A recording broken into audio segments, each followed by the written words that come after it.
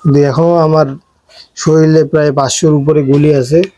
আমার পায়ের ব্যথায় আমি রাতে ঘুমাতে পারি না ঠিক করে, আমার বেশিক্ষণ কোনো একটা কাজ করতে পারি না, সবসময় ব্যথা করে। স্বপ্ন ছিল শেষ বয়সে বাবা মায়ের শেষ ভরসা হবে মোহাম্মদ লিটন। ভাগ্যের নির্মম পরিহাসে সেই লিটনই এখন পরিবারের বোঝা। গত 4 আগস্ট ঠাকুরগাঁও শহরের কোর্ট চত্বর এলাকায় বৈষম্য বিরোধী ছাত্র আন্দোলনের কর্মসূচিতে গিয়ে গুলিবিদ্ধ হন তিনি। সেই গুলিতে ঝাঁঝরা হয় লিটনের পুরো শরীর। পদার্থবিজ্ঞানের শিক্ষার্থী লিটন পরিবারের সবার ছোট সদস্য। টানাপোড়েনের সংসারে স্বপ্ন ছিল হাল ধরবেন একদিন, কিন্তু সেই সব এখন ধূসর। গুলিবিদ্ধ লিটন বিছানায় শুয়ে কাতরান, আর তার পরিবারে সবার মনে জমছে হতাশা, দুশ্চিন্তা। 250-টিরও বেশি ডিজাইন অপশন নিয়ে ওয়ালটন স্মার্ট ফ্রিজ, বোঝে আপনার প্রয়োজন। লোমহর্ষক ঘটনার বর্ণনা নিজ মুখে দিলেন লিটন। জানালেন কিভাবে ঢুকে পড়লেন বৈষম্য বিরোধী ছাত্র আন্দোলনে। 4 তারিখে আহত হয়ে 4 তারিখে আন্দোলনে যোগদান করি। আন্দোলনে যোগদান করার সময় পুলিশের সাথে সংঘর্ষ বাধে আমাদের। সে অবস্থায় পুলিশ নাগাতার অনেক টিয়ার সেল গুলির ছড়ে।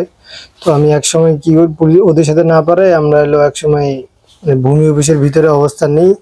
এখান থেকে আমি মাঝখানে পড়ে যাই আর কি। দুই পাশে পুলিশ ছিল চৌরাস্তায়, এবং কি এই হানিফকান্ডের এই পাশে পুলিশ ছিল, মাঝখানে পড়ে যায়। তো আমি একদল পুলিশকে বলি যে ভাই আমাকে গুলি করেন না, আমরা এই পাশ থেকে চলে যাচ্ছি। ওরা আমাকে প্রতিশ্রুতি যায় ঠিক আছে গুলি করবো না, তোমরা চলে যাও। পরে আমি বের হয়ে ওপাশ থেকে বের হয়ে ওখান থেকে ভূমি অফিস থেকে বের হয়ে শুধু আমি গলিতে ঢুকবো, ওই সময় পুলিশ আমার মাথায় গুলি করে। তো গুলি করার সাথে সাথে আমি অজ্ঞান হয়ে যাই। সে অবস্থায় আমার উপর আরো অনেক গুলি চালানো হয়, আরো 3-4 বার গুলি চালায় আমার উপর। তো এক সময় আমার সেন্স আসে, আমি বুঝতে পারি যে আমার প্রচুর গুলি লাগছে বা ব্লিডিং হচ্ছে। তো আমি সেই সময় ওই সময় আমি হাঁটতে পারতেছিলাম না, শুধু এক পায়ের বাম পায়ের উপর তালুর উপর সামান্য ভর দিয়ে আমি চলাচল করতে পারতেছিলাম। তো সেইভাবে কোনো মতো হাঁটে আমি সামনে একটা বাড়িতে যাই আশ্রয় নেই। গুলিবিদ্ধ ছেলের পাশে বসে অনাগত দিনের চিন্তায় কুঁকড়ে যান তার বাবা মা। টানাটানির সংসারে চিকিৎসা নিয়েও দেখা দিয়েছে চরম অনিশ্চয়তা।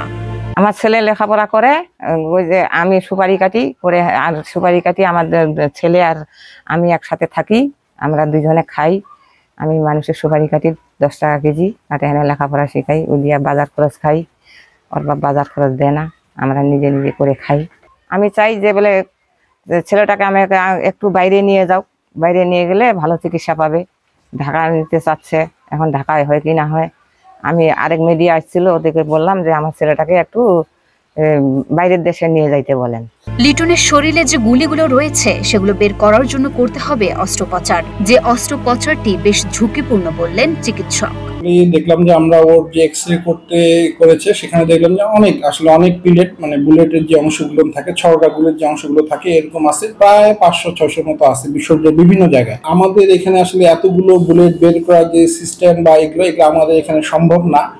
আর এতগুলো বুলেট আদৌ বের করা সম্ভব কিনা এগুলো আসলে আরো এক্সপার্ট ওপিনিয়ন ছাড়া কনফার্ম বলা সম্ভব না। লিটনের শরীর থেকে এত বিপুল সংখ্যক গুলি একসাথে বের করা সম্ভব নয়। এর জন্য তাকে করাতে হবে আরো 15টি অস্ত্রোপচার।